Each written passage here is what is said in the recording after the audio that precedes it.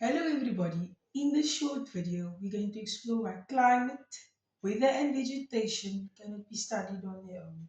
These three parts of our environment are linked like a chain. When one changes, the other ones are affected. And we'll look at real examples from South Africa to help us understand how nature works as a connected system.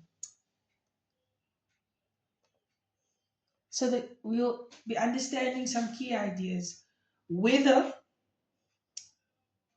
Let's start with what the words mean. Weather is the condition of the air at a specific moment or over a few days. Example, the weather today is sunny, or the weather today would be windy.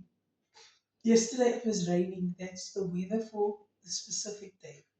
Climate is the pattern of weather over a few months, for many years. For instance, the Western Cape experiences wet winters and dry summers. Vegetation means the natural plants that grow in the area.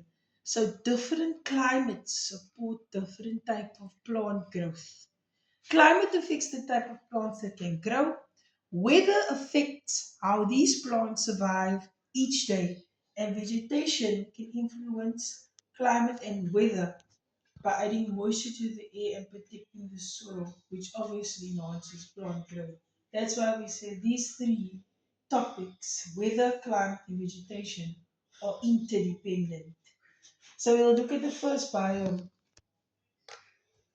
How we'll look at how do these three elements connect to each other.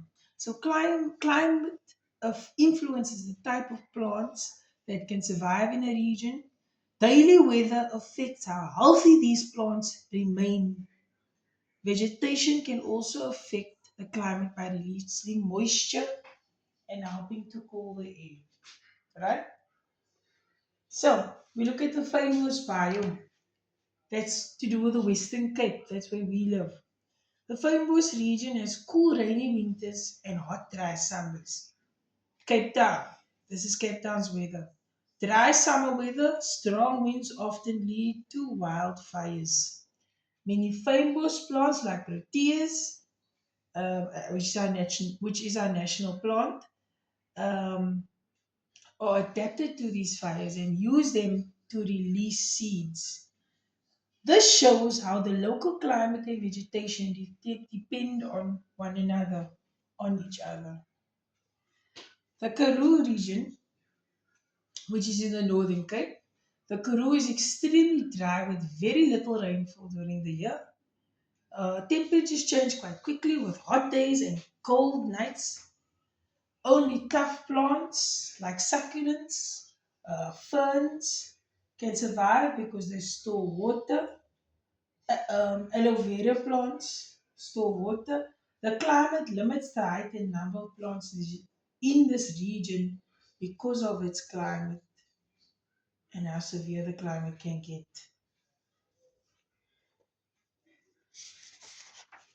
The Highveld and grassland. So you'll find this biome is generally Gauteng in the Free State. So the Highveld has a climate with summer rainfall and cold, frosty winters. These conditions support grasslands rather than forests. And the grasses grow quickly after rainstorms, showing how weather and vegetation are linked.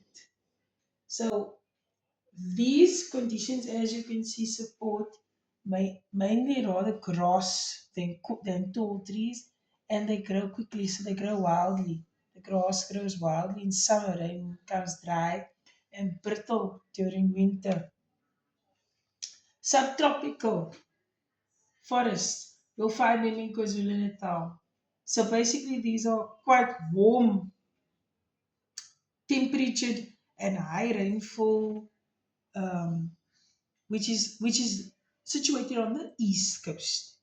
This climate supports a thick evergreen forest, as you can see over there. It's very tropical. And many different plants grow together because the weather stays warm and moist all year round. So it's suitable for plant growth. So basically, climate, weather, and vegetation are closely connected and depend on one another. You cannot fully understand one without looking at the other. Climate, weather, and vegetation are connected and consistently influencing one another. So South Africa's biomes show how changes in our climate and weather can shape the vegetation in each region. Studying these elements together help us understand and protect our environment. Thank you for watching and learning how these natural systems work. Thank you. Bye bye.